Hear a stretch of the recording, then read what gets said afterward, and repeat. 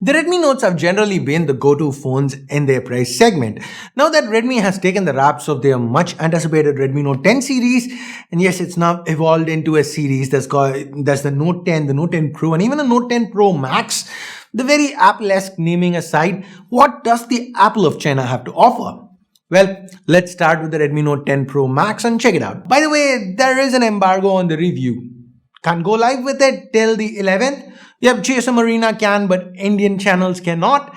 But I still do respect Redmi here. I can't really crib a lot about it because they are lifting the review embargo an entire week before the phone goes on sale. So they're pretty confident on this phone, and my review should be live before the first sale. For now, since this is a pretty interesting phone, here's a nice little unboxing. And beat it up if you don't want to miss that review. Here's the time to hit that subscribe button. Smooth segue, right? Ash here, C4E Tech. Let's get started. This is the box the Redmi Note 10 Pro Max comes in. To the front, we have a product image with made in India and the 108 megapixel aspects of the phone highlighted. To the back, we have the other USPs or unique selling points. Now, this is the 6128 Dark Knight variant. There's more branding all around with the MRP scratched off.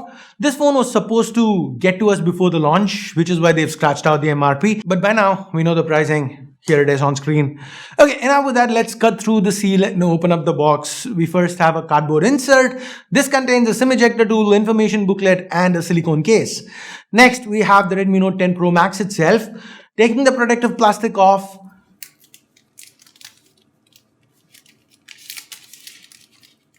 And now the sticker to the back. This back does look good. There's a subtle gradient and the accented camera module also, it stands out. Then we have a 33-watt fast charger in the box. Yay!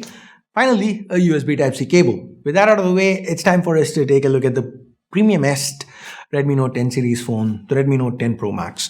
Now, our first thought when we held this phone in hand was OMFG. And I'm saying that instead of oh my f***ing god because I don't want my editor to miss out on the sensor. But anyway, this is, the thought was it's built well. Now, I'm gonna come out and say this is probably my favorite design in this price segment. The back, it's made out of glass, the slate gray color or dark night as Xiaomi likes to call it. It's stunning. There's no daring, no leaping. The branding is kept minimal. And the camera module, it's a little weird. For me, this actually looks like a shocked emoji. Can you see that? If you do, leave a comment down below.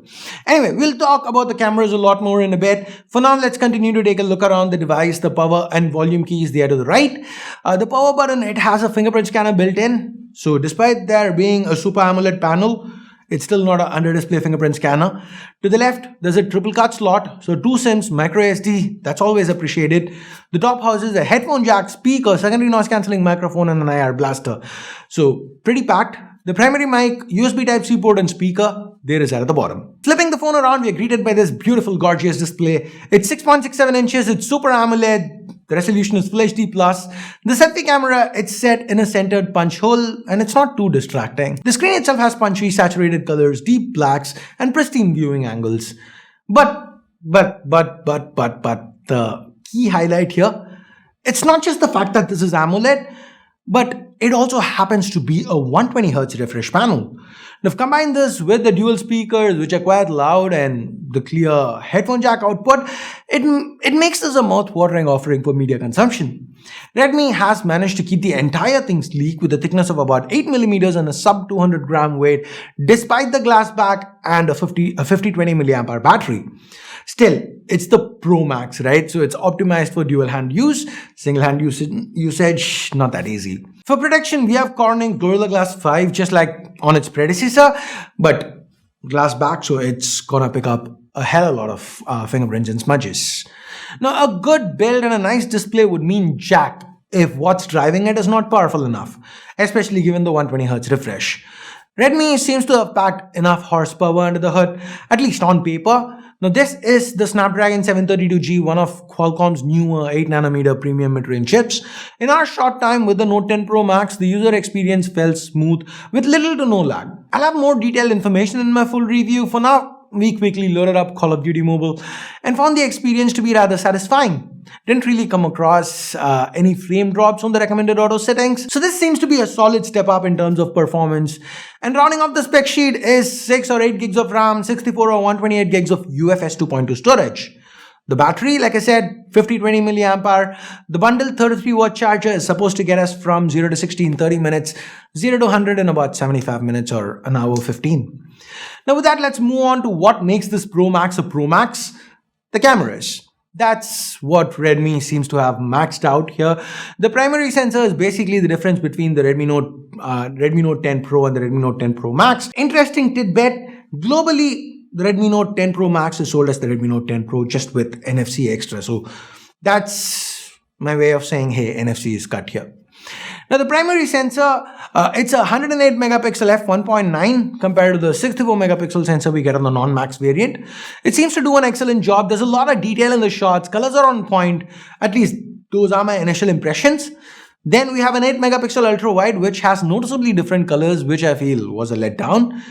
Then there's your regular 5 megapixel macro and 2 megapixel depth sensors making up the numbers. On the selfie side of things, this is 16 megapixel f2.5 just like last time, and it seems serviceable. The camera software is pretty much what we've come to expect from MIUI. BT'd up, this is MIUI 12 on top of Android 11. Xiaomi's decision to go with Android 11 out of the box is commendable. Unlike certain other brands who are just promising the update and basically are gonna say, hey, we've provided one update to this phone.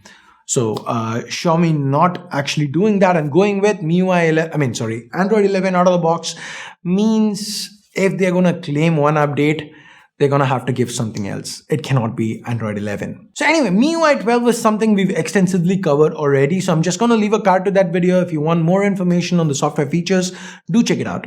Our unit here, the 6128 version, it comes in at 20,000 rupees. The 664 starts at 19. So that's the starting price. 8128 is 22K. Even the mid variant, the 20K one, it makes for a compelling argument for being one of the best bang for your buck phones thus far this year. Now, what else do we get around 20,000 rupees? We have Samsung's M31s with the Exynos 9611. Less we say about that, the better.